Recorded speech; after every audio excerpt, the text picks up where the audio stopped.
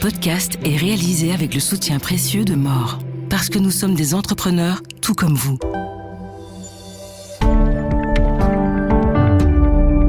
En rose et noir, le secteur des sciences de la vie et de biotech. Bonjour Baptiste. Bonjour Olivier. Je suis Olivier Mouton, journaliste à Trends Tendance. Je suis avec mon collègue Baptiste Lambert. Et effectivement, on va vous parler d'un secteur qui est vital pour la Wallonie et pour la Belgique aussi d'ailleurs. Sciences de la vie, biotech, c'est un secteur où il y a beaucoup de choses qui se passent. J'ai repris quelques chiffres pour commencer très rapidement pour qu'on mesure de quoi on parle.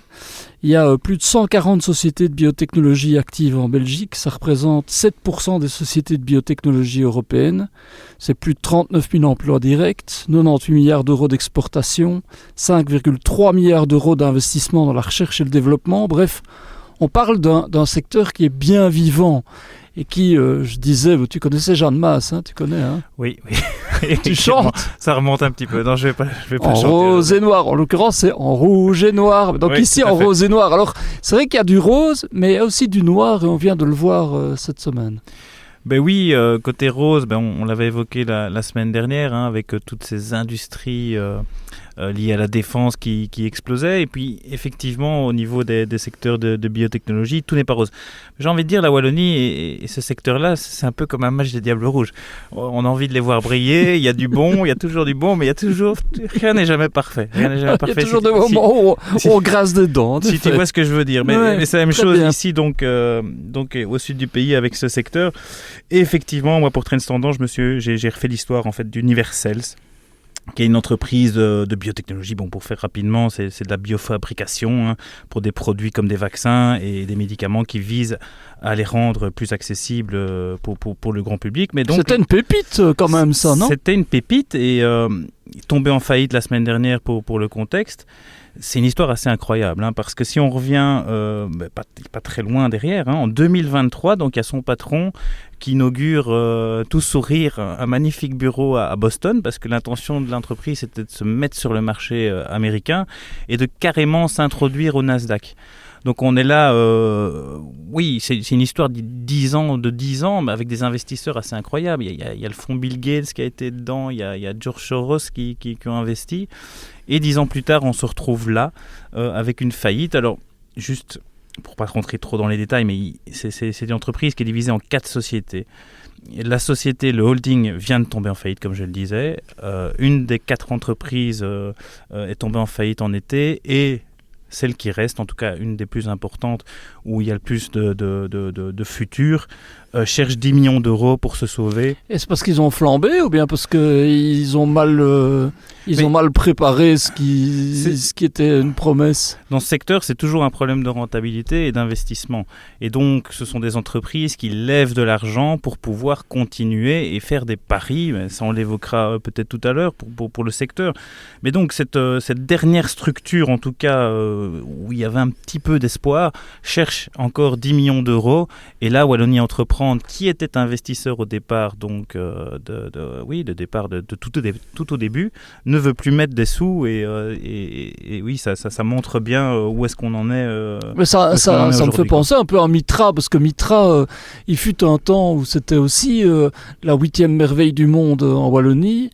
François Fornieri était invité partout, son CEO, on présentait ça comme le futur du secteur et la promesse du fait qu'il y avait des grandes capacités d'expansion, et puis là aussi ça a fait pchit en fait. Oui, mais donc Mitra en fait a entamé une longue liste, et c'est là qu'on l'évoquait tout à l'heure, d'une longue liste de faillites depuis des mois, voire des années. Donc je peux en citer quelques-unes, peut-être que ça dira quelque chose à certains auditeurs, mais il y a Iteos Therapeutics, Bone Therapeutics, Imsize, Miracor, Celiad Oncology et j'en passe. Et effectivement, il y a ce Mitra où tout s'est cristallisé au début parce que elle était à l'image de son fondateur, c'est-à-dire très flamboyant. Et dans le luxe, je suis remonté sur une phrase qu'il avait dite. Attendez que je retrouve ça. En 2011, on veut faire de Mitra une multinationale. Bon voilà, 2011, ça ne remonte quand même pas trop en arrière. Depuis, beaucoup d'eau a coulé sous les ponts.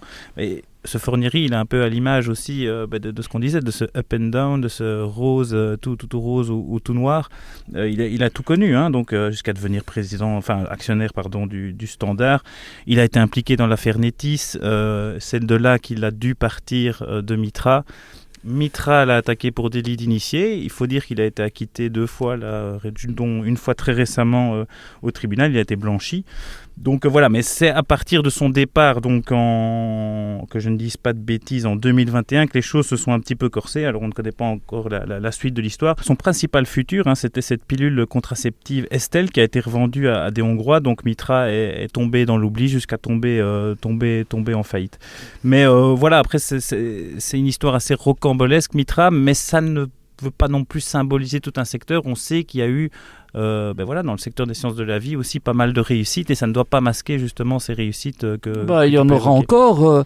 C'est vrai que l'histoire de Mitra a jeté un peu l'ombre avec d'autres difficultés sur un secteur qui était, je l'ai dit au départ, crucial, plein de promesses et qui représente un écosystème très important à Wallonie, il ne faut pas l'oublier.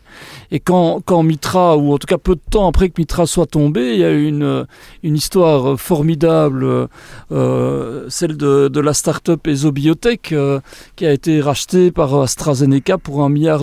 Alors c'est vrai qu'on avait fait beaucoup évoquer cette histoire au moment où c'est arrivé, au mois de mars dernier, parce que c'est vrai que le fondateur de cette start-up qui est Jean-Pierre Laterre et qui est un scientifique qui est installé à Mont-Saint-Guibert, avait développé une thérapie très prometteuse dans le domaine de la lutte contre le cancer, qui est un peu un grand vivier pour le moment de promesses pour le secteur. Et donc, pour faire court, l'objectif c'était d'utiliser le corps humain comme cœur de la thérapie, c'est-à-dire qu'on fait du corps humain lui-même une espèce de laboratoire médical qui permet de soigner.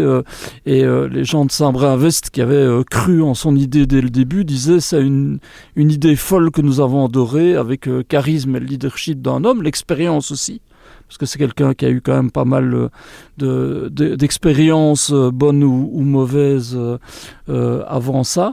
Et ce rachat, qui est assez spectaculaire évidemment, a remis le projecteur sur un secteur. Olivier Van der Reis de Wallonie Entreprendre disait ils ont misé sur la bonne thérapie au bon moment, parce que c'est souvent ça, c'est-à-dire que dans le secteur, il faut à la fois miser sur le bon cheval et puis avoir des essais cliniques qui sont concluants. Là, en l'occurrence, ça a été bingo dans les 2 cas. Et il disait, ça a été l'occasion pour le secteur des biotech wallons de montrer qu'il y avait des belles réussites à côté des échecs. Mmh. Et mais oui, en fait, ça symbolise ce que Wallonie Entreprendre fait comme pari, et ça symbolise en fait les difficultés d'un secteur, comme tu le disais. Voilà, c'est parier sur une molécule, parier sur un vaccin, donc c'est prendre des risques. Ça a terni parfois l'image de Wallonie Entreprendre, qui justement en début de législature Azur s'est fait tacler par Georges-Louis Boucher et par Maxime Prévost en disant mais dans quoi vous investissez ? On investit un petit peu dans tout et n'importe quoi, on perd de l'argent. Et en fait, ce sont des paris que Wallonie Entreprendre fait. Ici, ils vont toucher 40 millions d'euros quand même, donc c'est pas mal. Voilà, dans le cadre d'EsoBiotech, avec le rachat d'AstraZeneca, ils avaient mis 2,1 millions d'euros sur la table, ils ressortent avec 40 millions. Et donc, ça symbolise, comme je le disais, ce secteur. Donc, c'est vrai qu'il y a une longue liste de faillites qui s'est enchaînée. Donc, on se dit, est-ce que la Wallonie a bien fait de miser là-dessus ? En fait, on mise sur quelques bons chevals, quelques startups qui ont un énorme potentiel, en tout cas de croissance. Donc en fait, ce qu'on peut dire, c'est qu'en fait, il y aura encore du dégât. Il y aura encore du dégât dans ce secteur, mais il faut espérer qu'il y ait quelques fleurons qui sauvent ça. C'est même ça, je vais te donner, parce que c'est vrai qu'il y a des exemples dont on ne parle pas. Par hasard, j'avais eu l'occasion d'aller rencontrer Denis Dufresne, qui est le CEO de Novadip. Alors, c'est aussi une histoire extraordinaire. Donc, c'est quelqu'un qui a commencé dans des laboratoires, en fait, il y a 20 ans, aux cliniques universitaires Saint-Luc. Et il a travaillé, il a vraiment comme un moine chercheur. Il a travaillé sur des traitements régénératifs pour les thérapies cellulaires pour des pathologies squelettiques et osseuses rares. Ça paraît quand même assez étonnant au départ. Et donc il est sorti de son laboratoire, il a créé une entreprise. C'était pas un chef d'entreprise au départ, c'était un chercheur. Et aujourd'hui, Novadip est installé là aussi dans le zoning de Louvain-la-Neuve, Mont-Saint-Guibert. Et quand je l'ai rencontré il y a quelques mois, il me disait on est à un moment charnière. On va sans doute avoir 2 commercialisations en 2027 et il parle d'une promesse de 10 milliards d'euros. Donc on parle de quelque chose qui au départ est étonnant, c'est-à-dire que il y a 2 produits qui permettent quelque part de recimenter, si tu veux, des fractures pour des gens pour qui c'est impossible de le recimenter. Je fais court. Et donc c'est des maladies, soit des maladies osseuses rares, soit pour des gens âgés qui n'ont plus la possibilité de le faire. Donc on ne parle pas là de la thérapie contre le cancer, qui est le truc raz-de-marée sur lequel on se dit il y a énormément de choses à faire. Eh bien, le premier traitement potentiel 1,5 milliard, le deuxième traitement potentiel 9 milliards. Et ce que lui me disait, et ça c'était intéressant, c'est que il savait qu'il y a des échecs, mais il disait le plus important, c'est que en fait ici on a cet écosystème. Et donc j'ai pu faire ça dans des laboratoires de Saint-Luc grâce à l'UC Louvain. C'est avec les universités. Je suis à proximité de l'UC Louvain. J'ai des gens qui sont formés, il y a des gens de qualité qui connaissent le secteur et qui sont formés en Wallonie. Et donc, c'est vraiment une forme d'écosystème. Olivier Van der Reest, encore une fois, de Wallonie Entreprendre, disait un écosystème, c'est le fait de développer l'excellence en matière de recherche et de compétences scientifiques. C'est un pari, comme tu le disais. Mais ça montre que dans ce secteur-là, il faut passer par là. Et c'est vrai que pour le moment, il y a eu un prix Nobel en France, français notamment, qui vient de recevoir le Nobel d'économie et les travaux sur lesquels il portait, c'était sur l'importance de l'innovation. Donc on n'en sort pas, quoi. Ce sera pour nous vraiment crucial dans les années à venir. Oui, avec, comme je le disais, on espère qu'il y aura des fleurons et de l'emploi finalement qui ressortiront de tout ça. Donc il faut évidemment que les paris de Wallonie Entreprendre et de la Wallonie de manière générale fructifient, mais comme tu l'as dit, avec des tremplins qui sont parfois énormes par rapport à l'investissement de départ. Et alors évidemment, un des éléments importants qui sera en jeu aussi, c'est le contexte géopolitique. On sait que Donald Trump avait annoncé ses droits de douane, que le secteur pharma, sciences de la vie en était épargné, peut-être pas. Il est revenu en disant que ça pourrait être 100%, même les 15% décidés maintenant, selon une étude du SPF Economy qui était un peu controversée, mais enfin, on parle d'un choc douanier de 2,29 milliards d'euros pour le secteur, plus de 8000 fois plus que ce qu'il payait aujourd'hui. Il y a beaucoup de gens de ce secteur-là qui me disent « Mais nous, on est présents aux États-Unis et on trouve des manières pour contourner ça, soit en étant avec des cellules actives sur place, soit avec une capacité, par exemple Novadip, ils vont chercher des cellules aux États-Unis, ils les traitent ici, ils les renvoient là-bas. Mais donc c'est considéré comme américain et donc ils ne sont pas directement concernés. Mais évidemment, en parlant d'écosystème, aussi au niveau mondial, il faudra qu'on défende ce foyer important de richesse, d'innovation et de créativité pour une région. Et encore une fois, ne boudons pas notre plaisir. La Wallonie est très forte dans le domaine. Mais oui, avec des diables rouges comme la Wallonie qui pourront peut-être gagner un jour. Exactement, et malgré tout en rose et noir. Merci Baptiste. Merci Olivier.